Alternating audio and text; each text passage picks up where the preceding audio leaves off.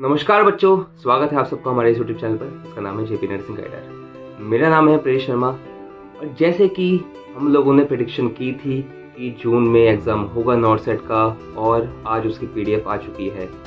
तो जैसे कि 3 जून सैटरडे को नॉर्थ सेट फोर्थ जो है वो होगा। साथ साथ में कितने एम्स हैं, इसमें कितनी वैकेंसीज़ हैं, क्या कैसे एप्लीकेशन भरनी है, क्या डेट है एप्लीकेशन ऑनलाइन फॉर्म भरने की, वो सब आज हम इस फॉर्म में बताएंगे। आपको इस फॉर्म के रिलेटेड, रजिस्ट्रेशन के रिलेटेड कोई भी डाउट हो, या वैकेंसीज के रिलेटेड, या फिर जो हमारी कैटेगरीज होती हैं उसके अकॉर्डिंग कोई डाउट हो, वो आप हमें कमेंट सेक्शन में पूछ सकते हैं, हम आपको वो बताएंगे। साथ साथ में इसका लिंक भी मैं आपको डिस्क्रिप्शन में दे दूंगा कि जहाँ से आपको ऑनलाइन फॉर्म फिलअप करना है। प्लस अगर आपको पीडीएफ अभी तक नहीं मिली है तो हमारे जल्दी से जाके टेलीग्राम और व्हाट्सएप ग्रुप्स पे जुड़िए, वहाँ पे हमने शेयर कर रखी है लिंक भी और पीडीएफ भी। तो ज़्यादा टाइम वेस्ट ना करते हुए चलिए शुरू करते हैं आज की वीडियो।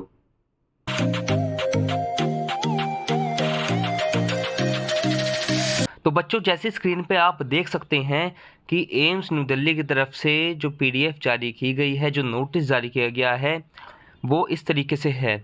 सबसे पहले पेज में इन्होंने दिखा रखा है कि ग्रेड पे के साथ साथ में आपकी वैकेंसीज़ हैं रिस्पेक्टिव एम्स की, वो नीचे बता रखी हैं। हम जल्दी से मेन पॉइंट्स को डिस्कस करते हैं। जैसे कि एसेंशियल जो क्वालिफिकेशन और एलिजिबिलिटी क्राइटेरिया जो मेन है वो क्या होगा। ठीक है, सबसे पहले अगर आप बीएससी हैं तो आपको बीएससी चाहिए सिर्फ, या पोस्ट बीएससी हैं सिर्फ आपको साथ में रजिस्ट्रेशन चाहिए आईएनसी से या फिर स्टेट नर्सिंग काउंसिल से, बस। और साथ में अगर आप जीएनएम हैं, डिप्लोमा कोर्स है आपका, तो आपको कम से कम 2 साल का एक्सपीरियंस चाहिए मिनिमम 50 बेडेड हॉस्पिटल में। और ध्यान रखिएगा, ये जो एक्सपीरियंस होगा ये आपका इंटर्नशिप या फिर कॉलेज का नहीं होना चाहिए। ये प्रॉपर आपका जब डिग्री आ जाती है, रजिस्ट्रेशन हो जाती है, उसके बाद का जो आप जॉब करते हैं एक्सपीरियंस वो होना चाहिए। ठीक है बच्चों, सबसे पहले तो ये पॉइंट रहे हैं। उसके बाद आगे बढ़ते हैं हम। क्या एज रिलैक्सेशन होगी, क्या एज लिमिट होगी? तो नॉर्मल एज लिमिट हमारी है 18 से 30।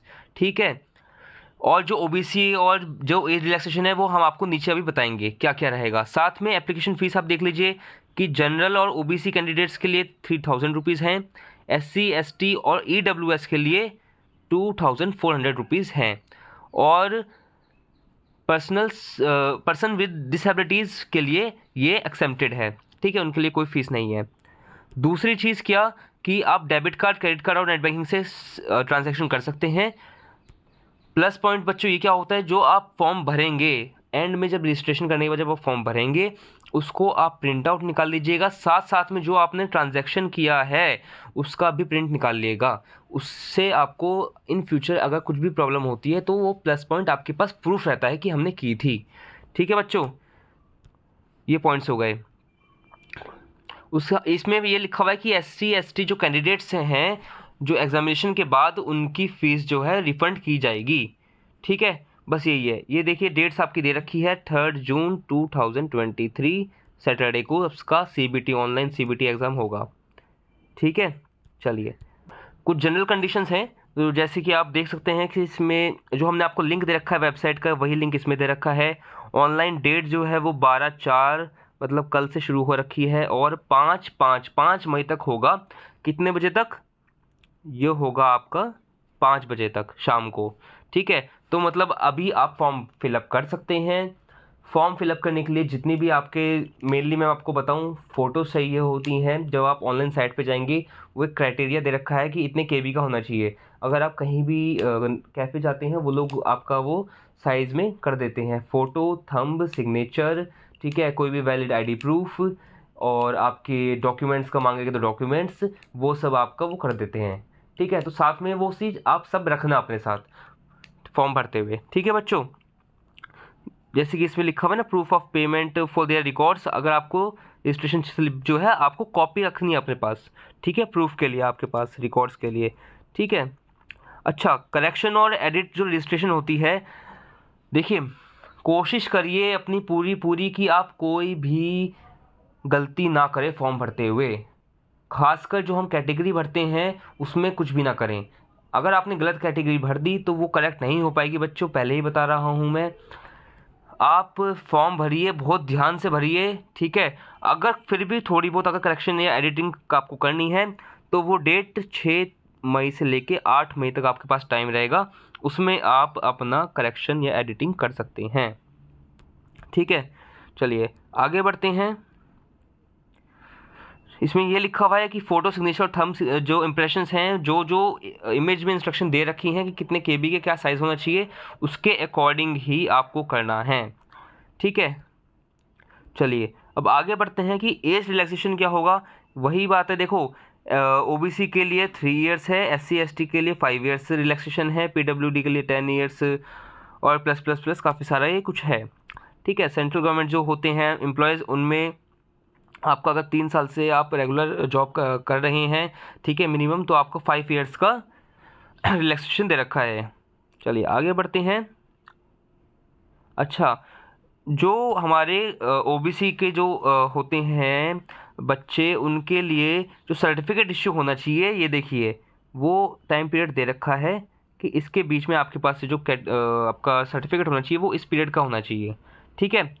इससे बाहर का, इससे पहले का जो होता है वो आपको जॉइनिंग के टाइम पे प्रॉब्लम देगा, ठीक है। हमने फेस किया है कुछ बच्चों के साथ, इसलिए हम बता रहे हैं। उन बच्चों में इश्यूज़ आए थे और कुछ का कैंसिल भी हुआ था। सोचिए उनको कितना बुरा लगा होगा कि उनका सिलेक्शन हो गया, रैंक आ गई, बट जॉइनिंग प्रोसेस में वो कैंसिल कर दिया गया, ठीक है। तो उस चीज़ को ध्यान रखिएगा बच्चों। चलिए आगे बढ़ते हैं।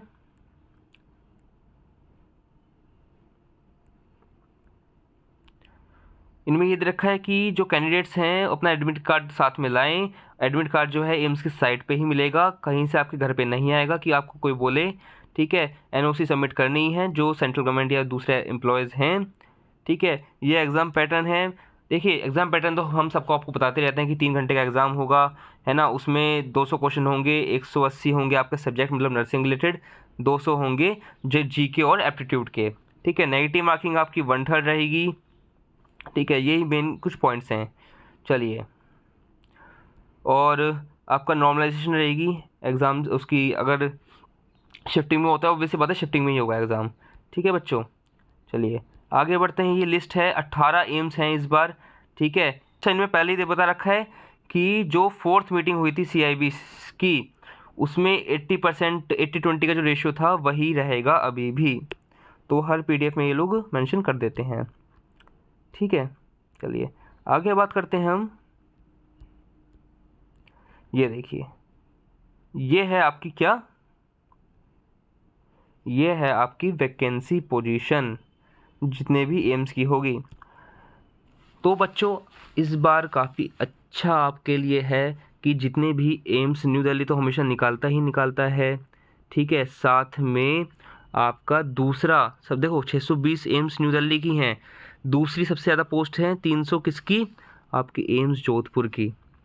पिछली बार काफ़ी 2 साल से हम देख रहे थे काफ़ी कम पोस्टें आ रही थी एम्स जोधपुर की, बट इस बार 300 पोस्टें आई हैं, ठीक है। उसके बाद तीसरे नंबर पे 289 पोस्ट किसकी, एम्स ऋषिकेश की हैं। उसके बाद 200 पोस्ट एम्स पटना की हैं। तो मतलब जितने भी एम्स जोधपुर, पटना, ऋषिकेश, नई दिल्ली, जितने भी जिनकी डिमांड ज़्यादा रहती है उनमें इस बार पोस्ट आई है बच्चों, अच्छी खासी पोस्ट आई हैं। तो इस चांस को मिस मत करिएगा। टोटल मिला के आपकी पोस्ट 3055 आई है, ठीक है। तो मेहनत कीजिए, जो जो हम गाइडलाइंस आपको बताते हैं, जो जो प्रिपरेशन के तरीके आपको बताते हैं वो फॉलो कीजिए। कोई भी डाउट हो आपको तो जल्दी से कमेंट सेक्शन में हमसे जाके पूछ सकते हैं। धन्यवाद।